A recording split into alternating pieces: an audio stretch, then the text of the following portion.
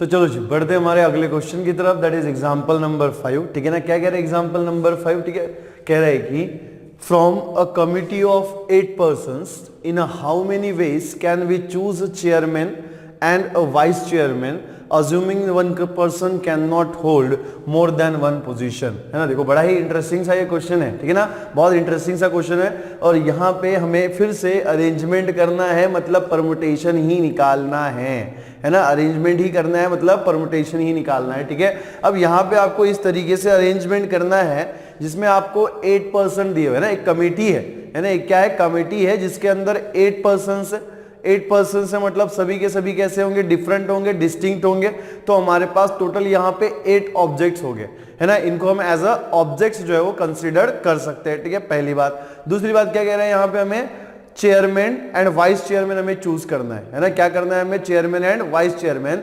मतलब 8 लोगों को हमें इस तरीके से अरेंज करना है कि जिसमें से हम एक को चेयरमैन चुनेंगे और एक को वाइस चेयरमैन चुनेंगे। अब ये क्वेश्चन आता है कि क्या जिसको हमने चेयरमैन चुना उसी को क्या हम वाइस चेयरमैन चूज कर सकते हैं, है ना। कई फैक्ट्रियों में, कई कंपनियों में ऐसा भी तो होता है ना, कुछ कुछ होते हैं मोनोपोली लोग, है ना, जो क्या करते हैं खुद को ही चेयरमैन और वाइस चेयरमैन बना देते हैं, है ना, मोनोपोली होती है ना। लेकिन यहाँ पे क्या कह रहा है, ठीक है, कि 1 person can not hold more than 1 position.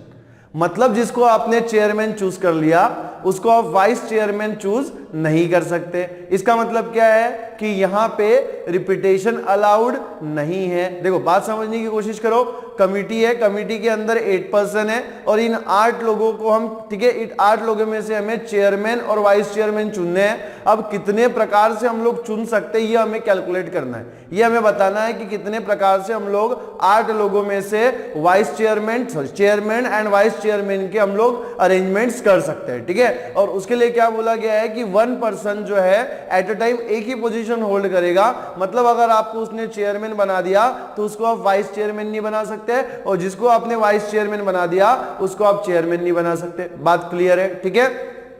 तो एक दो चीजें यहां पे हमें क्लियर करनी है। ठीक है, पहला तो क्या है, यहां पे टोटल हमारे पास 8 ऑब्जेक्ट्स हैं, है ना। ऑब्जेक्ट्स हमारे पास कितने हो गए, 8 हो गए, है ना, जिनको हमें अरेंज करना है। अब एट अ टाइम कितने लेने, कौन सी पोजीशंस हमें चूज करनी है, chairman and vice chairman. Chairman की तो कितनी पोजीशंस है, 2 पोजीशंस है, तो एट अ टाइम हम कितने लेंगे, 2 लेंगे। ठीक है, और यहां पे assuming 1 person cannot hold more than 1 position, इसका मतलब क्या है कि रिपीटेशन जो है, रिपीटेशन जो होगा वो इस केस में अलाउड नहीं है, है ना, रिपीटेशन इस केस में अलाउड नहीं है। ठीक है, तो हमें क्या करना है, 8 ऑब्जेक्ट्स का अरेंजमेंट करना है, टेकिंग 2 एट अ टाइम। ठीक है, when the repetition is not allowed. तो बहुत सिंपल सा कैलकुलेशन है, यहां पे नंबर ऑफ ऑब्जेक्ट्स 8, सारे ऑब्जेक्ट्स कैसे डिस्टिंक्ट है, एट अ टाइम हमें कितने लेने हैं, 2 लेने हैं। ठीक है, और हमें रिपीटेशन जो है यहां पे अलाउड नहीं है, तो अगर ये हमें अरेंजमेंट करना है तो हम डायरेक्टली फॉर्मूला अप्लाई करेंगे एनसीआर वाला, है ना,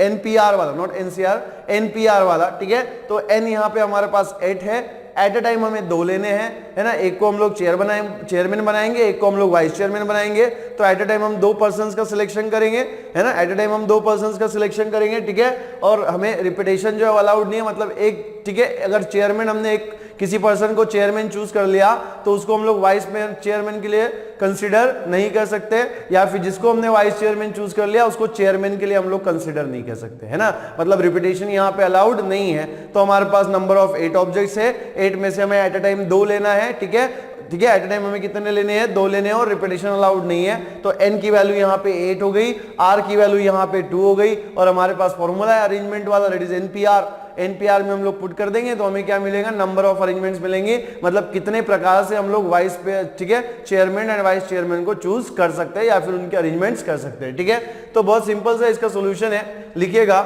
solution for the example number 1। ठीक है ना, देखो कोई भी क्वेश्चन ना करने के पहले मैंने आपको बार बार बोला है कि इसका बैकग्राउंड जो है हमारे माइंड में क्लियर होना चाहिए, मतलब हमें अल्गोरिदम आना चाहिए, है ना, चीजों को स्टेप्स में बनाते हुए हमें आना चाहिए, मतलब अल्गोरिदम आना चाहिए, है ना, ये फिर ये, मतलब इस तरीके से स्टेप्स आपको बनानी चाहिए कि पहले हम ये करेंगे, इसके बाद हम ये करेंगे, उसके बाद हम लोग ये करेंगे। तो इस तरीके से अगर आप करोगे तो क्वेश्चन को सॉल्व करना बहुत आसान हो जाएगा। ठीक है ना, तो लिखिएगा solution for the example number 5। ठीक है,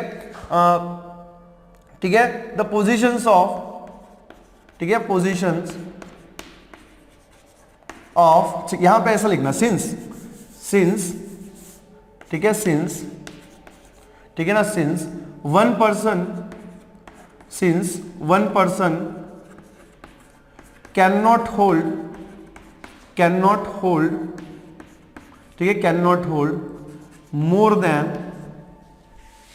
देन वन पोजीशन, ठीक है, मोर देन, ठीक है, can not hold more than one position, ठीक है, वन पोजीशन, ठीक है, देयरफॉर, ठीक है, देयरफॉर, ठीक है, देयरफॉर, ठीक है, देयरफॉर चेयरमैन, ठीक है, चेयरमैन, ठीक है, चेयरमैन एंड, ठीक है, एंड वाइस चेयरमैन, ठीक है, वाइस चेयरमैन, ठीक है, vice chairman can be choose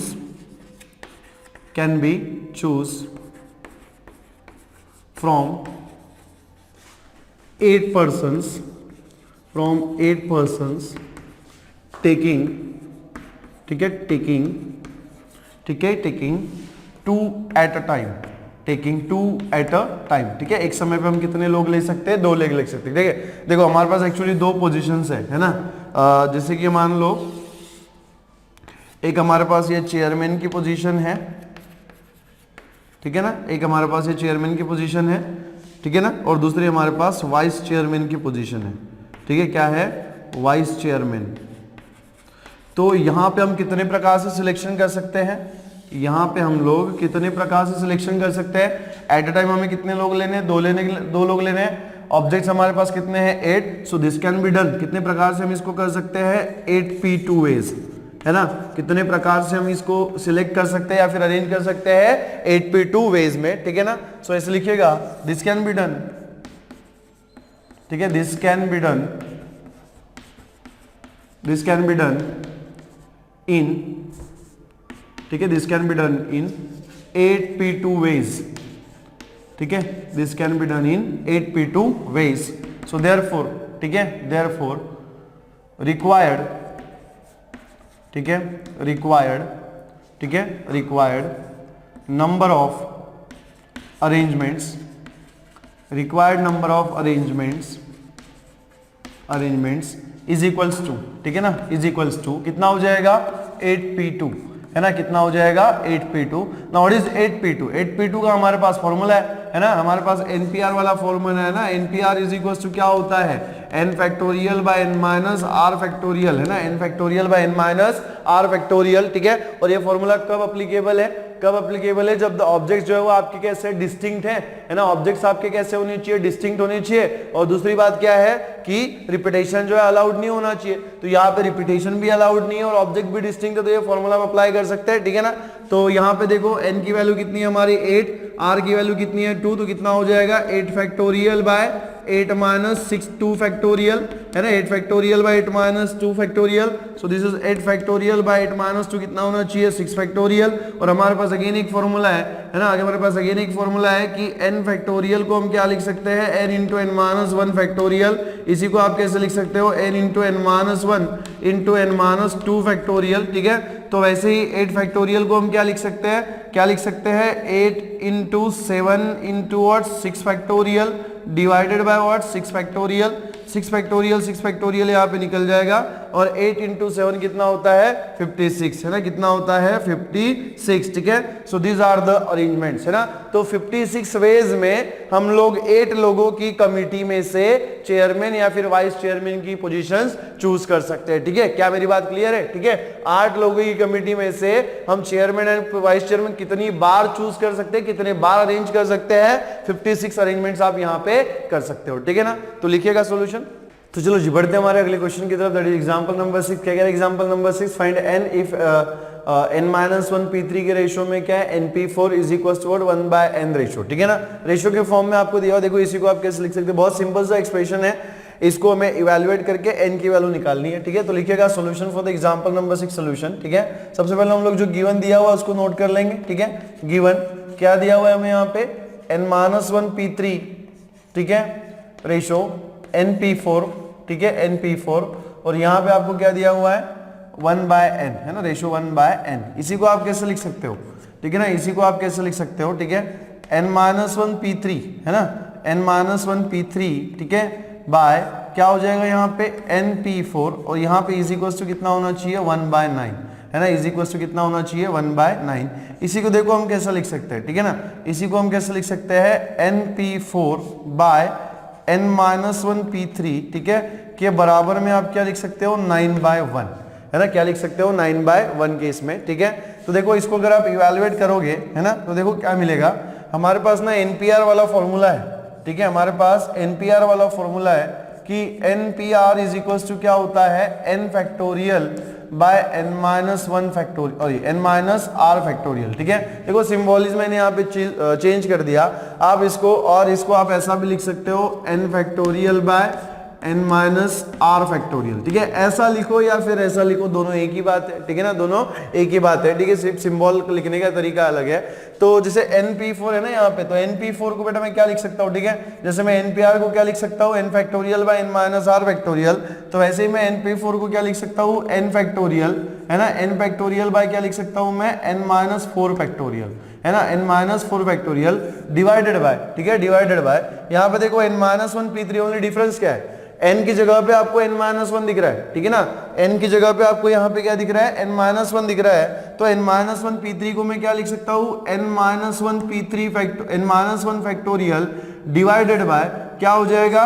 n-1 minus r, r की वैल्यू कितनी है यहाँ पे 3 है, तो ये कितना हो जाएगा -3, है ना, और यहाँ पे इसके बराबर में आपको कितना मिला हुआ है 9/1, ठीक है ना, कितना मिला हुआ है 9/1। तो देखो इसी को हम कैसे लिख सकते हैं ना n factorial by n-4 factorial, ठीक है, n-4 फैक्टोरियल मल्टीप्लाइड बाय, ठीक है, देखो इसको मैं ना ऊपर शिफ्ट कर दूंगा, साथ में एक चीज मैं यहाँ पे और कर रहा हूँ, ठीक है, पहले हम लोग कर लेते हैं ऊपर शिफ्ट, ठीक है, तो यहाँ पे क्या हो जाएगा n-1 -3 फैक्टोरियल डिवाइडेड बाय, और ये वाली टर्म जो है डिनोमिनेटर में आ जाएगी, दैट इज n-1 फैक्टोरियल, और यहाँ पे इज इक्वल टू 9/1 कितना हो जाएगा 9, ठीक है। नाउ देखो,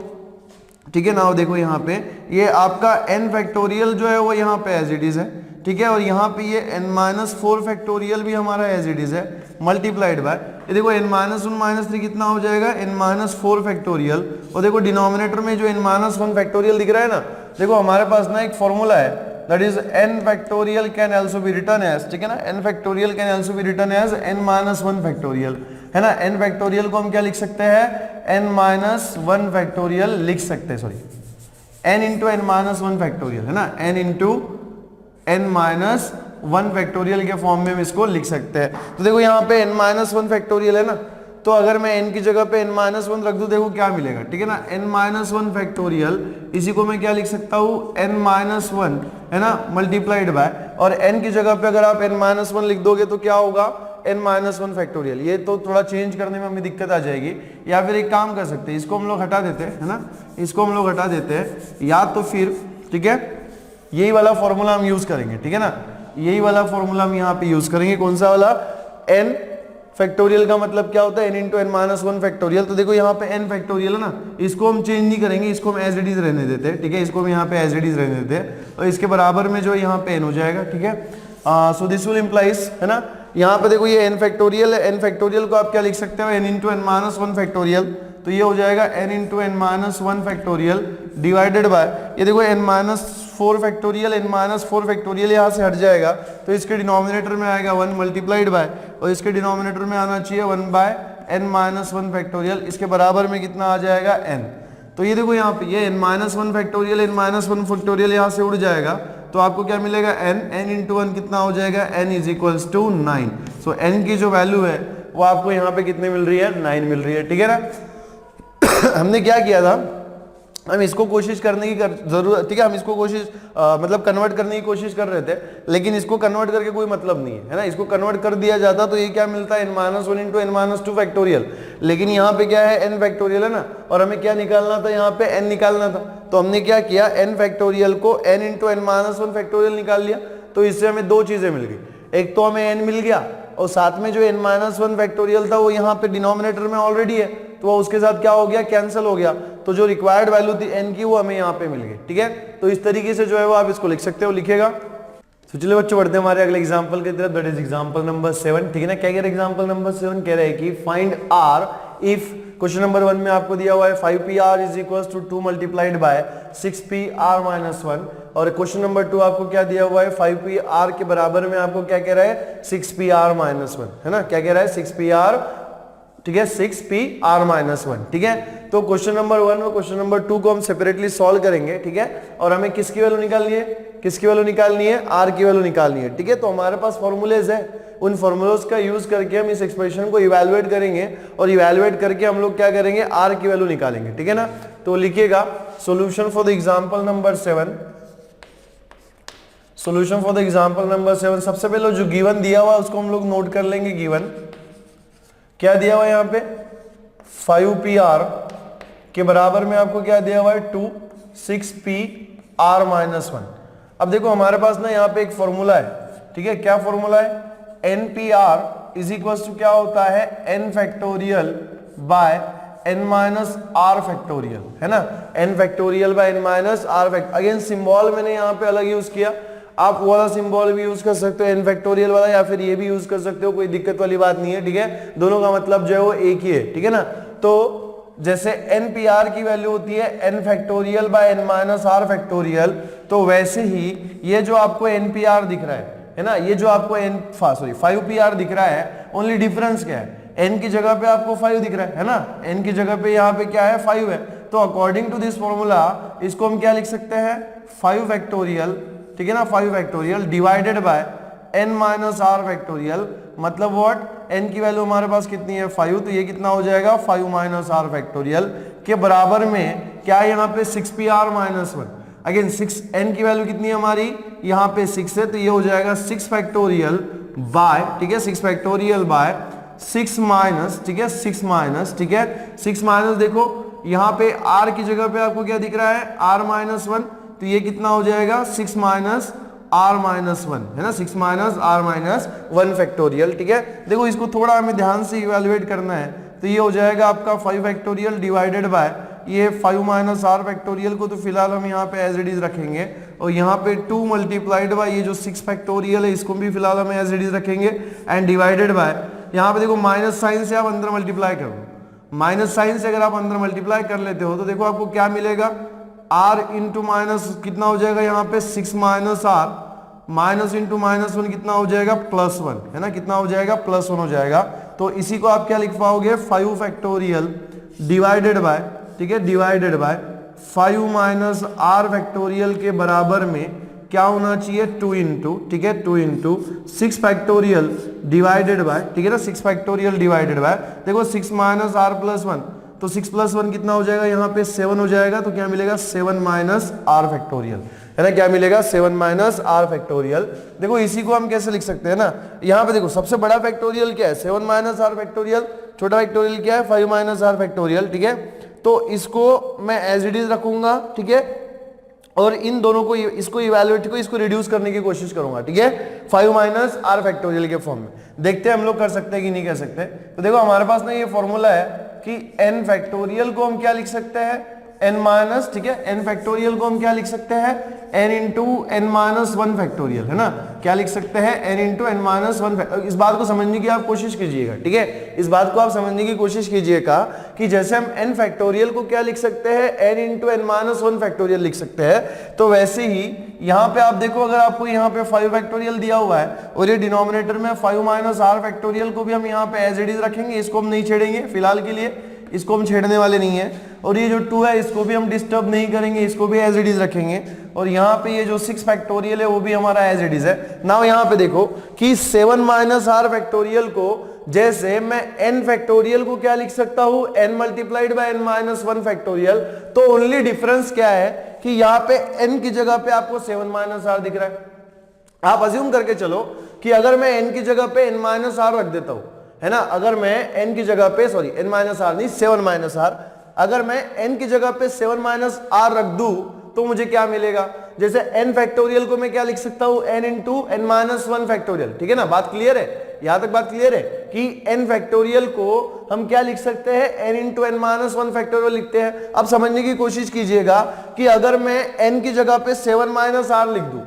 है ना। अगर मैं n की जगह पे 7 माइनस आर लिख दूं तो इसी को मैं क्या लिख सकता हूं then 7 minus R multiplied by, ठीक है ना, 7 माइनस आर मल्टीप्लाइड बाय, यहां पे देखो कितना है n माइनस 1 फैक्टोरियल, और n की जगह पे हमने क्या अज्यूम किया है 7 माइनस आर, तो ये क्या हो जाएगा 7 माइनस आर माइनस 1 फैक्टोरियल, है ना, 7 माइनस आर माइनस 1 फैक्टोरियल। देखो यहाँ पे इसी को हम लोग कैसे लिखेंगे 5 फैक्टोरियल बाय, ठीक है, यहाँ पे देखो 5 माइनस आर फैक्टोरियल जो है वो आपका एज इट इज है, और यहाँ पे 2 मल्टीप्लाइड बाय, इसको हम लोग फिर से डिस्टर्ब नहीं करने वाले, एज इट इज रखेंगे। और देखो ये जो 6 फैक्टोरियल है ना, जैसे n फैक्टोरियल को हम क्या लिख सकते हैं n into n minus 1 factorial, तो 6 फैक्टोरियल को भी मैं क्या लिखूंगा 6 इंटू 6 माइनस 1 फैक्टोरियल, 6 माइनस 1 कितना हो जाएगा 5 फैक्टोरियल, तो ये मिल जाएगा आपको 5 फैक्टोरियल। और यहाँ पे डिवाइडेड बाय, इसके डिनोमिनेटर में जो टर्म होगी वो क्या होगी 7 माइनस आर, तो आपके पास एज इट इज रहेगा। नाउ 7 माइनस आर माइनस 1 कितना हो जाएगा, देखो 7 माइनस आर माइनस 1 है ना, तो 7 माइनस 1 कितना हो जाएगा 6, तो ये कितना मिलेगा 6 माइनस आर फैक्टोरियल। बात समझ में आ रही है, 7 माइनस आर है और ये कितना है माइनस 1, तो 7 माइनस 1 कितना हो जाएगा 6, तो हमें क्या मिलेगा 6 माइनस आर फैक्टोरियल। इसी को हम कैसे लिख सकते हैं 5 factorial divided by 5 minus R factorial, ठीक है ना, 5 माइनस आर फैक्टोरियल, और यहाँ पे 2, ठीक है ना, 2 मल्टीप्लाइड बाय 6, ठीक है, मल्टीप्लाइड बाय 5 फैक्टोरियल। एक काम कर सकते हो आप यहाँ पे, ये 5 फैक्टोरियल और 5 फैक्टोरियल को हम कैंसिल कर सकते हैं, है ना, क्योंकि अगर ये 5 फैक्टोरियल को मैं LHS में लेके जाऊंगा तो वो क्या हो जाएगा डिनोमिनेटर में जाएगा, तो इसके साथ कैंसिल हो जाएगा, तो आप डायरेक्टली भी कैंसिल कर सकते हो, कोई दिक्कत वाली बात नहीं है, ठीक है, कोई बुराई वाली बात भी नहीं है। तो यहाँ पे देखो 7 माइनस आर जो है वो आपका एज इट इज है, और ये जो 6 माइनस आर है ना, फिर से इसके ऊपर मैं ये लॉजिक लगाऊंगा। अब अज्यूम करके चलो कि n की जगह पे 6 माइनस आर है ना, n की जगह पे 6 माइनस आर है, तो जैसे मैं n फैक्टोरियल को मैं n into n minus 1 factorial लिख सकता हूं, वैसे ही मैं 6 माइनस आर फैक्टोरियल को भी लिख सकता हूं ना। बात समझ में आ रही है, वैसे ही मैं 6 माइनस आर फैक्टोरियल को भी लिख सकता हूं। डिफरेंस क्या है, n की जगह पे 6 माइनस आर है, तो ये जो 6 माइनस आर फैक्टोरियल है उसी को मैं कैसे लिखूंगा 6 minus R multiplied by 6 minus R minus 1 factorial, ठीक है। तो आपको यहाँ पे क्या मिलेगा, ठीक है, आपको यहाँ पे क्या मिलेगा 1 बाय, ठीक है, 1 by 5 minus R factorial is equal to 2 multiplied by, ठीक है, 6, ठीक है, 2 मल्टीप्लाइड बाय 6 डिवाइडेड बाय, ठीक है, डिवाइडेड बाय, यहाँ पे आप देखो, ठीक है, यहाँ पे आप देखो आपको क्या दिखेगा, ये 7 माइनस आर है मल्टीप्लाइड बाय 6 माइनस आर, ये आपका यहाँ पे एज इट इज रहेगा, ठीक है ना, 7 माइनस आर मल्टीप्लाइड बाय, ठीक है, 7 minus R multiplied by 6 minus R, ठीक है, और यहाँ पे देखो 7 माइनस आर माइनस 1 फैक्टोरियल कितना हो जाएगा भाई साहब, ठीक है ना, कितना होना चाहिए 6 माइनस 1 कितना हो जाएगा 5 माइनस आर, राइट है ना, कितना हो जाएगा 5 माइनस आर। अब देखो क्या किया हमने, है ना, हमें क्या करना था आर की वैल्यू निकालनी थी, है ना, हमें आर की वैल्यू निकालनी थी, तो हमने क्या किया, ये जो साइड में हमारा फैक्टोरियल नंबर था 7 माइनस आर फैक्टोरियल को मैंने अभी 5 माइनस आर फैक्टोरियल में कन्वर्ट कर दिया। अब आप देखो अगर आपको दिख रहा होगा कि दोनों साइड के डिनोमिनेटर में 5 माइनस आर फैक्टोरियल है ना, अगर आप देखो तो आपको यहाँ पे दिख रहा होगा कि 5 माइनस दोनों साइड के डिनोमिनेटर में 5 माइनस आर फैक्टोरियल है ना, तो दोनों में को मैं कैंसिल कर दूंगा। अगर हम दोनों को कैंसिल कर दें तो नेक्स्ट स्टेप जो आपको मिलेगी वो कैसे मिलेगी, ठीक है, देखो 5 माइनस आर फैक्टोरियल को अगर हम उधर लेके चले जाए तो यहाँ पे क्या मिलेगा 5 minus R factorial divided by 5 minus R factorial, ठीक है, और यहाँ पे इसके बराबर में क्या हो जाएगा, ठीक है, इसके बराबर में क्या मिलेगा 6 इंटू 2 सॉरी 2 इंटू 6 कितना होना चाहिए 12, और इसके डिनोमिनेटर में जो टर्म आपको मिलेगी वो क्या मिलेगी 7 माइनस आर मल्टीप्लाइड बाय कितना होना चाहिए 6 माइनस आर, है ना, कितना हो जाएगा 6 माइनस आर। यहाँ पे देखो ये 5 माइनस आर 7 माइनस आर जो है यहाँ पे sorry 5 minus R factorial 5 minus R factorial यहाँ पे कैंसिल हो जाएगा, तो यहाँ पे आपको 1 मिलेगा, और इसके बराबर में क्या है 12 बाय, है ना, कितना है 12 by 6 minus R multiplied by sorry 7 minus R multiplied by 6 minus R, ठीक है। इसी को हम कैसे लिख सकते हैं, ठीक है ना, इसी को हम कैसे लिख सकते हैं 7 minus R multiplied by 6 minus R को आप इधर लेके आ जाओ, कितना हो जाएगा 7 minus R multiplied by 6 minus R, और इसके बराबर में कितना है 12 है ना, इसके बराबर में कितना है 12 है। अब यहाँ पे देखो आप चाहो तो इसको आप दो तरीके से अरेंज कर सकते हो, ठीक है, एक काम हम यहाँ पे करेंगे, हम इसको दो ब्रैकेट्स का मल्टीप्लीकेशन कर लेंगे, 2 ब्रैकेट्स का अगर आप मल्टीप्लीकेशन करोगे देखो 7 minus R into 6 minus R, है ना, तो 7 minus R into 6 minus R अगर आप करोगे तो देखो क्या मिलेगा, ठीक है ना, 6 7 से कितना होता है ठीक है। 6 7 से कितना होता है 42, ठीक है। 42 माइनस 7r, ठीक है, माइनस 7r, देन कितना हो जाएगा यहाँ पे माइनस 6r, है ना। देखो 7 into 6 is 42, 7 into r is minus 7r, minus r into 6 कितना हो जाएगा minus 6r, minus r into minus r, minus minus कितना होना चाहिए बेटा प्लस, और यहाँ पे क्या मिलेगा R square is equal to 12, ठीक है ना, R square is equal to 12। अब यहाँ पे देखो क्या मिलेगा, ये आर स्क्वायर को हम पहले लिख लेंगे, ठीक है। माइनस 7r माइनस 6r कितना होना चाहिए माइनस 13r, ठीक है ना, कितना होना चाहिए माइनस 13r, और यहाँ पे देखो कितना है 42 है, और यहाँ पे कितना है 12 है, 42 और 12 है, तो मैं 12 को अगर इधर लेके आ जाऊंगा तो निगेटिव हो जाएगा ना, ठीक है। 12 को अगर मैं इधर लेके आ जाऊं तो निगेटिव हो जाएगा। 42 में से अगर माइनस 12 निकाल दूं तो कितना बचेगा, ठीक है ना, कितना बचेगा 30 बचेगा, कितना बचेगा प्लस 30, और यहाँ पे इक्वल में आ जाएगा 0 ना। अगर आप देख सको तो आपको दिख रहा होगा this is nothing but the quadratic equation, है ना। ये क्या है यहाँ पे क्वाड्रेटिक इक्वेशन है, और अगर आप क्वाड्रेटिक इक्वेशन को सॉल्व करें तो आपको इसके ऐसे फैक्टर्स निकालने पड़ेंगे,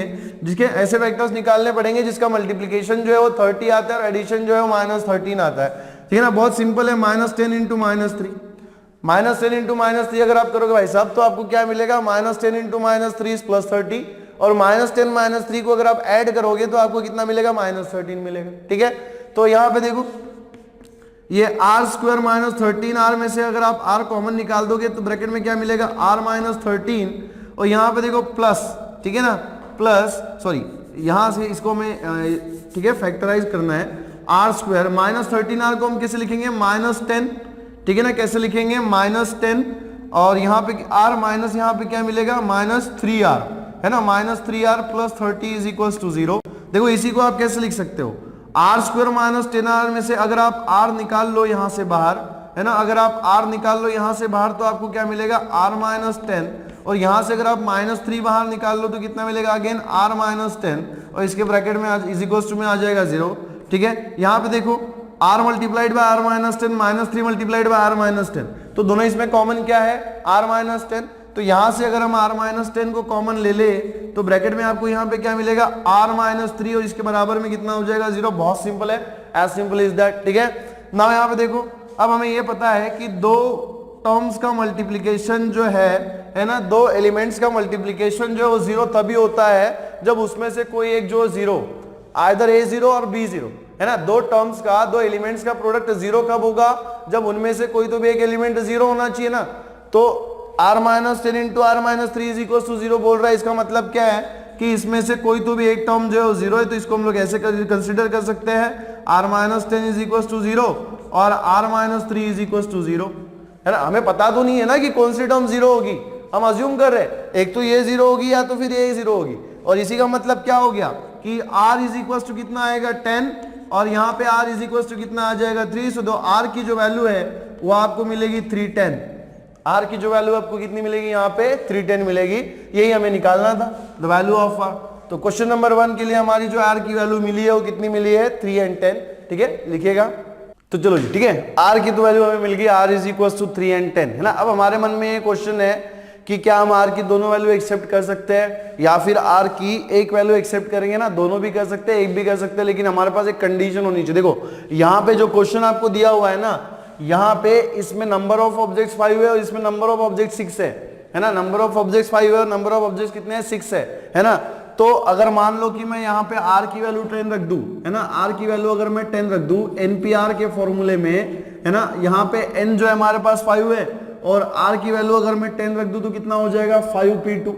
कितना होना चाहिए 5p10, है ना, कितना होना चाहिए 5p10। अब एक बात आप समझने की कोशिश कीजिएगा, इस बात को आप समझिएगा कि एनपीआर के फॉर्मूले में n जो होता है ना वो क्या होते हैं नंबर ऑफ ऑब्जेक्ट्स, ठीक है। इस बात को आप समझिएगा कि एनपीआर के फॉर्मूले में n जो होता है वो क्या होता है नंबर ऑफ ऑब्जेक्ट्स होते हैं, है ना, क्या होते हैं नंबर ऑफ ऑब्जेक्ट्स, हमारे पास कितने total number of objects present है। और r जो होता है ना वो क्या होता है एट अ टाइम हम जितने ऑब्जेक्ट चूज करते हैं फॉर द अरेंजमेंट, है ना, जो जिस टाइप का अरेंजमेंट हमें करना होता है उस अरेंजमेंट के लिए एट अ टाइम जो ऑब्जेक्ट चूज करते हैं वो होता है r, है ना। अब हमने जब एनपीआर का फॉर्मूला आपको बताया था, है ना, जब हमने आपको एनपीआर का फॉर्मूला बताया था तो उसमें हमने स्पेसिफिकली एक बात डाली थी कि r कैसा होता है greater than 0 less than equals to n,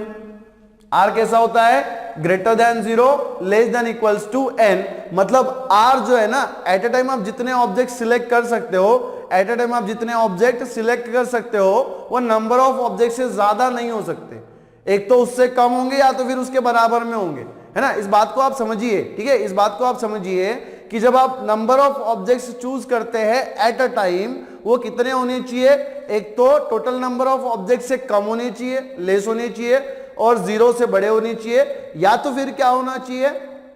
उसके बराबर में होंगे, उससे ज्यादा नहीं हो सकते, है ना। अगर नंबर ऑफ ऑब्जेक्ट्स आपके पास मान लो 5 है और एट अ टाइम आपने 10 चूज किया, तो ये क्या पॉसिबल है,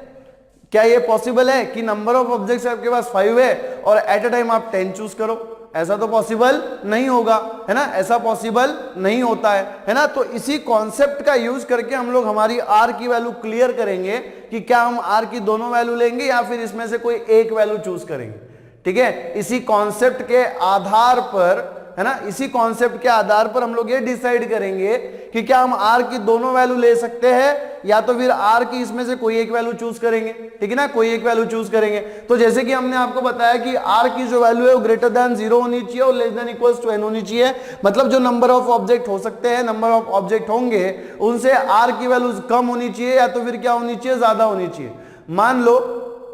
कि अगर आपके पास 5 डिजिट, ठीक है, 5 डिजिट्स दिए हुए है ना, आपके पास 5 डिजिट्स दिए हो, मतलब नंबर ऑफ ऑब्जेक्ट्स हमारे कितने हो गए, 5 हो गए, और आपको बोला कि भाई साहब बनाओ 10 डिजिट नंबर।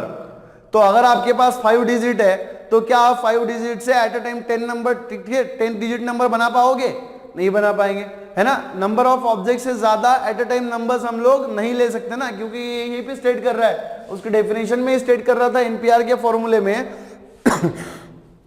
सॉरी,